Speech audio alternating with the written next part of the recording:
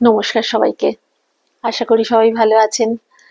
আজকে আরেকটু সময় পাওয়া গেল ছোট্ট করে কাজের মাঝে।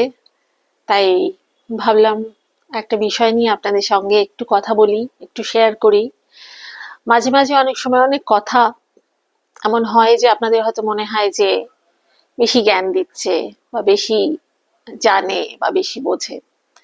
কিন্তু মাঝে মাঝে সময়ের সাথে সাথে আমাদের মনে হয় যে কিছু কথা, কিছু বক্তব্য, কিছু আম, জিনিস আপনাদের সামনে তুলে ধরার বা চিন্তা করার প্রয়োজন আছে বলে আম, তুলে ধরা দরকার। আপনারা সবাই হয়তো ভাবেন, কিন্তু সময় করে বলে উঠতে পারেন না। কখনো কখনো আমিও মনে মনে ভাবতে থাকি এবং একটা ডিস্টারবেন্স তৈরি করে মনে।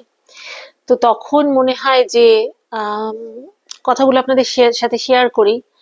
এমন অনেকে আছেন যাদের হয়তো উম, কথাগুলো শুনলে কাজে দিতে পারে, আবার বেশিরভাগ মানুষেরই কাজে নাও দিতে পারে।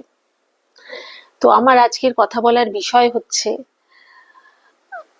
যেটাকে আমরা আজকে একটা অদ্ভুত ভাষা দিয়েছি, সেটা হচ্ছে মিডিয়া ট্রোলিং। তাই না? ভাষাটা খুব অদ্ভুত, আগে কখনো শুনিনি। মানে যতদিন না media, social media trolling, media trolling নয়, হ্যাঁ, সোশ্যাল মিডিয়া ট্রোলিং, ততদিন পর্যন্ত এটা জানতাম না এটা উত্তর আধুনিক একটা কোনো ভাষা। এবং এটার সাথে পরিচিত হওয়া এবং এটার এফেক্ট কে বুঝতে পারতে পারতে অনেকটা দিন চলে গেল। প্রথমে ভাবতাম কেন হয়, এখন খানিকটা মনে মনে হয় বুঝতে পারি কেন হয়। আর আরেকটা জিনিস হচ্ছে, সামাজিকভাবে আমরা যেহেতু সামাজিক মানুষ, সামাজিক জীব, আমাদের একটা ভীষণ ডিস্টারবেন্স তৈরি হয় আমাদের প্রত্যেকেরই। বেশিরভাগেরই বলবো, প্রত্যেকের বলবো না, কারণ সবাই একরকম ভাবে ভাবেন না হয়তো, বা সবার এত সময় নেই ভাবার। আমার হয়তো একটু বেশি সময় আছে, জানি না, ব্যস্ততা দায়িত্ব অনেক কিছু আছে, কিন্তু তার মধ্যে খানিকটা সময় বার করে মনে হয় এই বিষয়টা নিয়ে কথা বলি। বিষয়টা হচ্ছে সোশ্যাল মিডিয়া ট্রোলিং। জিনিসটা এমন একটা পর্যায়ে চলে গেছে যে আজকাল খুব অসহ্য হয়ে উঠেছে, জানেন। মানে বিষয়টা ঠিক আমাকে কেন্দ্র করে বা আমার কাছাকাছি কাউকে কেন্দ্র করে বা আমার প্রিয় কাউকে কেন্দ্র করে সবসময় হচ্ছে তা নয়। তবে ডেফিনেটলি মানে ভালো লোকজন, ভালো মন্দের বিচার তো আমরা করতে পারি না, কারণ আমাদের নিজেদেরই, আমাদের প্রত্যেকের উচিত নিজেদেরকে আয়নায় দেখা। কাজেই ভালো মন্দ বিচার করার আমরা কেউ না, কিন্তু ইদানিং কালে দেখছি যে সমাজ মাধ্যমে, কারণটা জানি না বা হয়তো জানি, সেটা একটু পরে বলি, যেটা জানি, যদি ভুল হয় আপনারা শুধরে দেবেন, যে সোশ্যাল মিডিয়া ট্রোলিং করতে করতে, মানে ট্রোলিং কি আমরা ছোটবেলা থেকে জানতাম যে কোনো বিষয়ে আমরা প্রতিবাদ করি, তাই না? আমিও, যে আমাকে ব্যক্তিগতভাবে আপনারা যারা সোশ্যাল মিডিয়ায় দেখে থাকেন তারা বুঝবেন যে আমি একটুখানি প্রতিবাদী, কিন্তু ছোটবেলায় এরকম ছিলাম না, খুব শান্ত, একদম মানে সাত চড়ে রা নেই যাকে বলে, এরকম একটি মানুষ ছিলাম, আমি বাচ্চা মেয়ে ছিলাম। বহু বছর সেটা ছিলাম, বড় হয়েও ছিলাম। তার সুযোগ আশেপাশের মানুষজন অনেকেই নিয়েছেন, অনেকে অনেক কথা, আঘাত এবং অনেক ভাবে, নানা রকম ভাবে, হ্যাঁ, মানে মানসিক অত্যাচার করেছেন, কিন্তু কখনো উত্তর দিইনি। কিন্তু এখন নিজের অসুবিধে নয়, অন্যের অসুবিধেতেও কখনো কখনো প্রতিবাদ করি। যখন দেওয়ালে পিঠ ঠেকে যায় তখন প্রতিবাদ করি। তো এই সোশ্যাল মিডিয়া ট্রোলিংটা এখন মনে হচ্ছে দেওয়ালে পিঠ ঠেকে গেছে। না, শুধু আমার কে ডিস্টার্ব করলেই সেটা আমার দেওয়ালে পিঠ ঠেকে যাবে তা না। যারা আমরা সামাজিক জীব, তাদের সমাজে এমন কিছু ডিস্টার্বিং হলেও আমার মনে হয় কথা বলার একটু সময় করা উচিত, কারণ প্রত্যেক মানুষেরই একটা সামাজিক দায়বদ্ধতা রয়েছে, আমাদের সবারই। তো সবাই হয়তো বলি না, কেউ কেউ বলি আমরা। তো আমি সেজন্য আজকে বলতে মনে হলো বলি। কিছুদিন বা বেশ কয়েক বছর যাবতই দেখছি, ইদানিং সেটা বেড়ে গেছে, যে কিছু মানুষ, বিখ্যাত মানুষ, যারা লেজেন্ড, যারা বুদ্ধিজীবী, যারা সমাজে কিছু না কিছু বিশাল আহ বিশাল অবদান আছে তাদের, সেই সব মানুষদেরকে কুৎসিত ভাবে, কদাকার ভাবে, অত্যন্ত নিম্নমানের ভাষা ইউজ করে ট্রোল করা হচ্ছে। ট্রোল কি না, আমরা তাদের প্রত্যাঘাত করছি, তাদের কোনো কথা, কোনো শব্দ, কোনো আহ কোনো বক্তব্য, সেইটাকে জঘন্য ভাষায় তাকে সোশ্যাল মিডিয়াতে আমরা নামিয়ে আনার চেষ্টা করছি, মানে তার সম্মানটা নেওয়ার চেষ্টা করছি। তবে এটা তো ঠিক যে সাধারণ মানুষ যারা ট্রোল করেন সেই কুৎসিত ভাষায়, তাদের সেই ভাষায় কথা বলাতে যার সম্পর্কে বলছেন সেই মানুষটা ঠিক নিচে নামেন না, কিন্তু চেষ্টাটা থাকে যে তাকে বোধহয় নামানো গেল।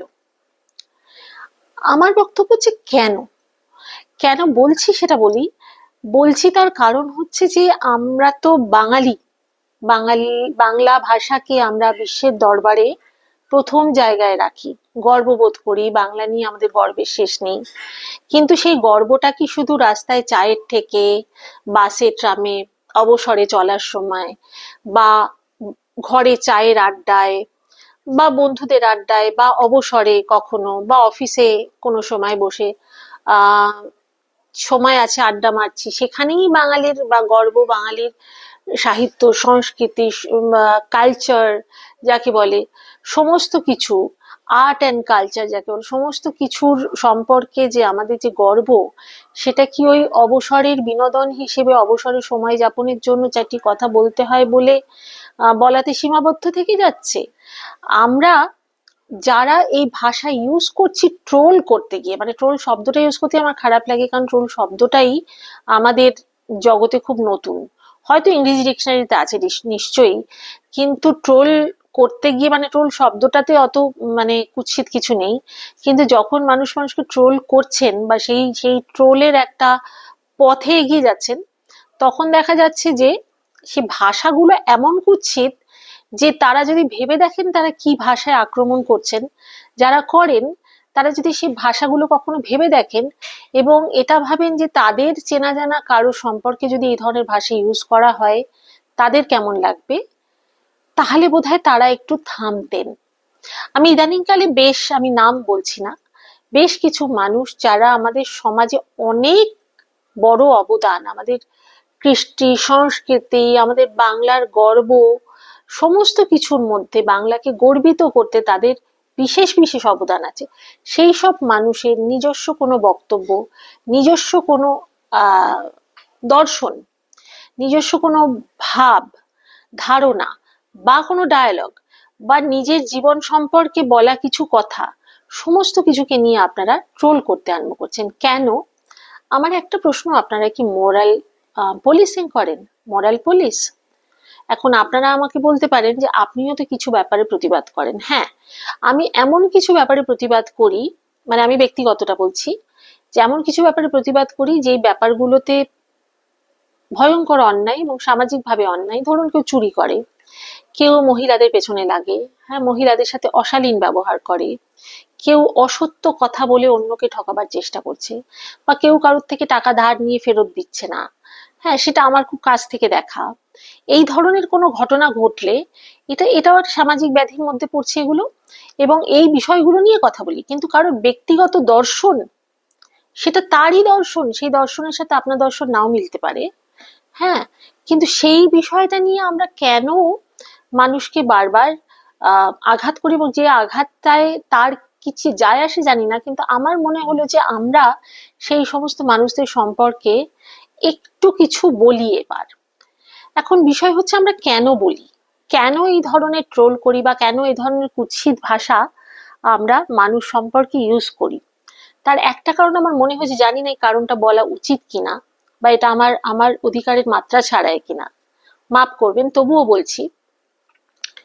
মোবাইল ফোনটা আমাদের সমস্ত ধরনের মানুষের হাতের কাছে পৌঁছে গেছে, এবং মোবাইল ফোনের মাধ্যমে, সোশ্যাল মিডিয়া বলে একটা জিনিসের মাধ্যমে আমরা সমস্ত নামি দামি মানুষের কাছে পৌঁছতে পারছি। ধরুন আজকে আমি একটা সামান্য মানুষ, আমার ব্যাকগ্রাউন্ড থেকে আমি হয়তো কিছু বম্বের আর্টিস্টের সাথে কাজ করেছি, কিন্তু আমি লক্ষ্য করেছি অমিতাভ বচ্চন, মিস্টার অমিতাভ বচ্চন, অমিত জি, তিনি যখন প্রতিদিন রাতে, মানে আমার ফলো করা আছে বলে দেখতে পাই, প্রতিদিন রাতে কিছু না কিছু লেখেন, হ্যাঁ, তার একটা ফেসবুক পোস্টের নাম্বার আছে, আপনারা দেখেছেন, সেটা দিয়ে কিছু একটা লিখছেন, তার ভাবনা, তার কিছু সেটা তিনি সোশ্যাল মিডিয়ায় ছাড়ছেন। এবার আমার মতো মানুষ, আমার থেকে অনেক কম, আমি ধরুন মিস্টার বচ্চনের সাথে কাজ করেছি, সেটা বলার জন্য আজকে ভিডিও করছি না, কিন্তু বলছি যে এমন কোনো মানুষ যারা কোনোদিন মিস্টার বচ্চন তাদের স্বপ্নেরও বাইরে, স্বপ্নে ভাবা মানুষেরও বাইরে, এমন উচ্চ তাদের কাছে, এমন ধরা ছোঁয়ার বাইরের মানুষ। এবার সেই মানুষটাকে যখন আমি দেখছি তিনি একটা কিছু পোস্ট করছেন এবং একটা কমেন্ট বক্স আছে যেখানে কমেন্ট করা যায়, আমি নিজেকে কি এটা ভাবছি যে আমি কি হনুরে, মানে আমি মিস্টার বচ্চনকে নিয়ে কথা বলছি না, আমি একটা উদাহরণ দিচ্ছি যে এরকম একটা মানুষ যে সোশ্যাল মিডিয়ায় কিছু লিখছেন এবং রাত্রিবেলা তার মনে যা আসছে সেটা তিনি লিখছেন। আজ থেকে কিছু বছর আগে আমরা ভাবতেও পারতাম না কোনো এইরকম মাপের কোনো লেজেন্ড তাদের ভাবনা চিন্তার সাক্ষী আমরা হতে পারি। কিন্তু আজকাল আমরা হতে পারি কারণ সোশ্যাল মিডিয়া আমাদের পৃথিবীটাকে ছোট করে এনেছে। মানুষের ভাবনা চিন্তা সবকিছু, ধরুন ইনস্টাগ্রাম আছে, টুইটার আছে, ফেসবুক আছে, যারা নিয়মিত করেন বা যারা নিজেরা জনগণের সাথে যোগাযোগ সেইভাবে রাখেন, তাহলে তাদের ক্ষেত্রে বিষয়টা হয় যে তাদের ভাবনা চিন্তাটা আমরা জানতে পারি। এবার ইন্টারভিউস, এত এই যে ডিজিটাল নিউজ চ্যানেল হয়েছে, তারা ডেফিনেটলি তারা তাদের কাজ বিখ্যাত মানুষদের কাছে পৌঁছে যাওয়া এবং তাদের ইন্টারভিউ নেওয়া, তাদের কোনো ভিডিওতে কোনো বক্তব্য বলছেন তারা পোস্ট করা, তাদের কাছে বক্তব্য জিজ্ঞেস করলে তারা পোস্ট করবেন, কিন্তু আপনাদের কাজটা কি? এখন আমার একটা বক্তব্য আছে, সেটা হচ্ছে যে হ্যাঁ, আপনি বলতেই পারেন যে আমি কি প্রতিবাদ করব না, কোনো মানুষের কথা যদি আমার খারাপ লাগে, প্রতিবাদ করার 100 ভাগ অধিকার আমাদের আছে। আমরা 100 ভাগ, প্রত্যেকটা মানুষের কোনো কথা যদি আমার মনে হয় মিলছে না, তাহলে আমরা প্রতিবাদ করতে পারি। কিন্তু প্রতিবাদের ভাষাটা বাংলা সংস্কৃতি, বাংলা কেন, ভারতীয় ঐতিহ্য সংস্কৃতি, আমি বাংলা তো অনেক ছোট করে আনলাম, আমরা ভারতবর্ষের মানুষ, আমরা ভারতীয়, তারপরে আমরা বাঙালি। হ্যাঁ, বাঙালির সংস্কৃতি, ভাষা, সাহিত্য চর্চা ইত্যাদিতে তাদেরকে অনেক বেশি রুচিশীল, বেশি উন্নত মানের বলে ধরা হয়, কারণ আমরা বলি যে আজকে বাংলা যা ভাবে সেটা আগামীকাল হয়তো ভারত ভাববে। তো আমরা এইরকমই একটা শ্রেণীর মানুষ। সেই যে বাঙালি, আমি প্রথমে বাঙালির কথাই বলছি, অন্য প্রদেশের কথা নয়, নাই বা বললাম, আমি বাংলাতেই বেশি খেয়াল করছি, সেজন্য বলছি যে ভাষা, ভাষা চর্চা যে শুধু সাহিত্যিকরা করবেন বা ভাষা চর্চা যে যারা বুদ্ধিজীবীরা করবেন তা নয়, আমরা প্রত্যেকেই একটা সংস্কারের মধ্যে, সংস্কৃতির মধ্যে, একটা কালচারের মধ্যে বড় হয়েছি। তো আমাদের শেখানো হয়েছে যে কি ভাষা বলা যায় বা কি বলা যায় না। এইরকমই কি শিখে বড় হয়নি যে যারা বয়সে বড় তাদের সম্পর্কে কি ভাষা প্রয়োগ করা যায়, বাড়িতে বাবা মার সাথেও কোনো ব্যাপারে প্রতিবাদ করতে গেলে কতটুকুনি ভাষা ইউজ করা যায়, কার বিয়ন্ড প্রতিবাদ করতে গেলেও ভাষাটি ইউজ করা যায় না। আমাদের প্রত্যেকেরই তো বাড়িতে মা বাবা জাতীয় মানুষ, যারা আগের জেনারেশন, যাদের সাথে আমাদের মতের মিল হয় না, তাদের সাথেও আমরা বিভিন্ন বিষয়ে প্রতিবাদ করি বা বিভিন্ন বিষয়ে মতের পার্থক্য হয়, কিন্তু কখনো নিজের রুচি, তাদের সম্মান, এইগুলো ভুলে গিয়ে প্রতিবাদ করি না কিন্তু, তাই না? হয়তো মনে হতে পারে যে তাদের কোনোভাবে মনে আঘাত দিয়ে ফেলছি, কিন্তু সেই আঘাতেরও কিন্তু একটা মাত্রাবোধ, ভাষা, সেন্স, মগজ, আমি কোন অবধি যেতে পারি।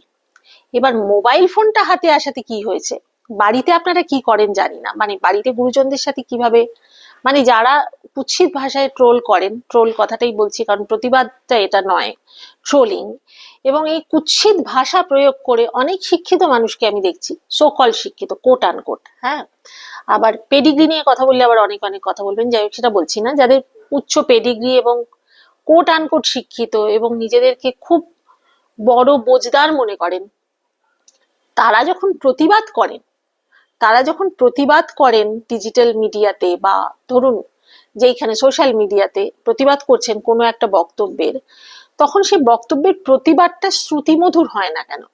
প্রতিবাদটাও তো একটা আর্ট, তাই নয়? আমরা তো রাজনৈতিক কেচ্ছা কেলেঙ্কারির মধ্যে ঢুকে নেই যে একে অপরকে নস্যাৎ করে মাটিতে নামালেই তবে আমার জয়, এরকম কোনো খেলায় তো আপনারা নামেননি। বা কোনো বিখ্যাত মানুষকে, এরকম কি আপনাদের মনে হয় কখনো কারোর যে কোনো বিখ্যাত মানুষকে একটা যা খুশি তাই বলে দিলাম, জঘন্য ভাষায় প্রতিবাদ করলাম এবং তারপর আমার আশেপাশের মানুষকে দেখালাম যে দেখো ভাই, আমি এরকম একটা বিখ্যাত মানুষকে একটা বলে ফেলতে পেরেছি, এই ধরনের একটা কথা বলে ফেলতে পেরেছি, তো এটা আমার লাইফের সবচেয়ে বড় অ্যাচিভমেন্ট। কারণ আমার লাইফে সেরকম কোনো অ্যাচিভমেন্ট নেই যেটা আমি লোককে দেখাতে পারি।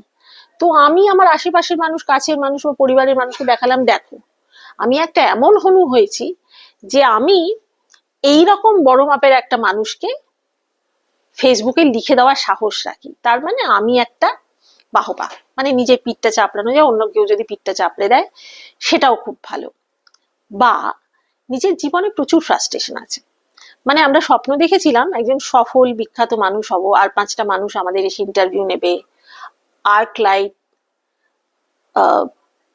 মানে রংচঙে আলো আমার মুখে পড়বে, হ্যাঁ, আলোর ঝলকানিতে আমি উদ্ভাসিত হয়ে, স্বপ্ন সবারই থাকে। এবার যেহেতু আমার সেই জায়গায় পৌঁছানো হলো না, সেই স্বপ্ন সফল হয়নি, সেই ফ্রাস্ট্রেশন থেকে আমি যে মানুষগুলো স্বপ্ন সফল হয়েছে, যারা সফল ব্যক্তিত্ব, তাদেরকে আঘাত করে নিজের মনের জ্বালা মেটাচ্ছি, এটা একটা হতে পারে। তৃতীয় হতে পারে নিজে ব্যক্তিগত জীবনে এতটাই ফ্রাস্ট্রেটেড যে ফ্রাস্ট্রেশনটা দেখাবার বা সে কুৎসিত কথাগুলো বলার জায়গা কোথাও খুঁজে পাচ্ছি না। মনের ভেতরে যে অর্গল জমা হয়েছে, যে বিষ জমা হয়েছে, সেটা কোথাও না কোথাও বার না করে দিলে নিজের ভেতরের অস্থিরতা থেকে বেরোতে পারছি না। তাহলে আমার উপায় কি? বন্ধ ঘরে বসে মোবাইলটা প্রেস করে দেখে একটা সোশ্যাল মিডিয়ার মধ্যে ঢুকে গিয়ে যেখানে যা হচ্ছে সব জায়গায় নিজের নাকটা ঢুকিয়ে বলার দরকার আছে না দরকার আছে কোনো ঠিক নেই, প্রতিবাদ করছে। প্রতিবাদ করা নিয়ে কোনো কিচ্ছু বলার নেই, প্রত্যেকটা মানুষ প্রতিবাদ করুন, কিন্তু অন্যায়ের বিরুদ্ধে প্রতিবাদ করুন এবং প্রতিবাদের একটা ভাষা রাখুন। ভাষাটা হারিয়ে গেলে আমরা বাঙালিরাও হারিয়ে যাব আলটিমেটলি একদিন। আপনাদের বেশিরভাগকে দেখে, মানে গুটি কয় মানুষকে বাদ দিয়ে সোশ্যাল মিডিয়াতে বেশিরভাগ মানুষকে দেখে মনে হয় যে বেসিক শিক্ষাটা স্কুলে যে শেখানো হয়, বেসিক মর্যাদা বোধ নিজের এবং আর 5টা মানুষের, হ্যাঁ, লিভ অ্যান্ড লেট লিভ, সেইটা মাথায় রেখে আর 5টা মানুষ যারা সম্মানের যোগ্য। আপনারা মনে করছেন যে একটা মানুষের কোনো বক্তব্য যেটা আমার সাথে মিলছে না বা আমার মনে হচ্ছে যে এই কথাটা অন্যায়, তার মানে তিনি আপনার সম্মানের যোগ্য নন। এটা একটা অদ্ভুত ব্যাধি আমাদের সমাজে এখন, তাই না? তো আমার কিছুদিন ধরে মনে হচ্ছিল যে বিষয়টা নিয়ে কথা বলি, যে এই সামাজিক ব্যাধিটা, এই যে যৎপরনাস্তি অসভ্য ব্যবহার, অসভ্য কথা আমরা সোশ্যাল মিডিয়াতে বলি, আমরা প্রতিবাদ করার ভাষা জানি না, প্রতিবাদ করার আর্টটাই জানি না, বা প্রতিবাদ করতে গেলে নিজের পারিবারিক সমস্ত কিছু মর্যাদা বোধটাই জানি না, তাহলে প্রতিবাদটা কি করি, কেন করি, কিসের জন্য করি, আর আমি কে, যে আমি প্রতিবাদ করছি আমি নিজেকে কি রিপ্রেজেন্ট করছি।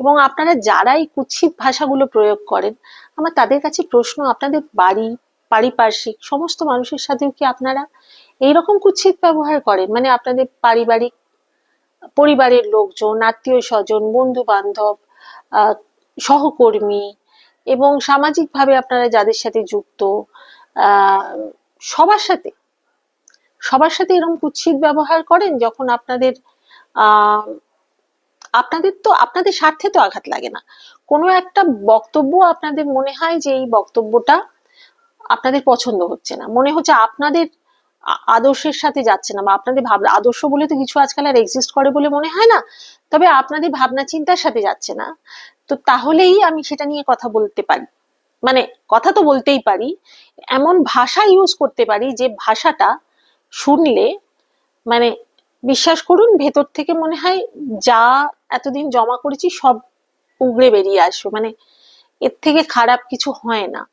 তো আমরা বাঙালিরা কি ধীরে ধীরে এই ধরনের অধঃপতনের দিকেই যাচ্ছি, নাকি কখনো যদি প্রতিবাদ করার হয় কোনো বিষয়, বা মনে হয় যে আমার মতের সাথে মিলছে না, বা এটা কি ধরনের আদর্শ যেটা আমি আহ ঠিক মেনে নিতে পারছি না, বা আমার মনে হচ্ছে যে এটা কেন তিনি বললেন, ইদানিংকালে অনেক মানুষের সাথেই হয়েছে, আমি তাদের নাম নিচ্ছি না কারণ এখন তাদের নাম নিলে আবার করে সেই ট্রোলের বিষয়গুলো উঠে আসবে এবং সেগুলো তাদেরকে আবার করে অসম্মান করা হবে, এবং আমি চাই না সেটা হোক।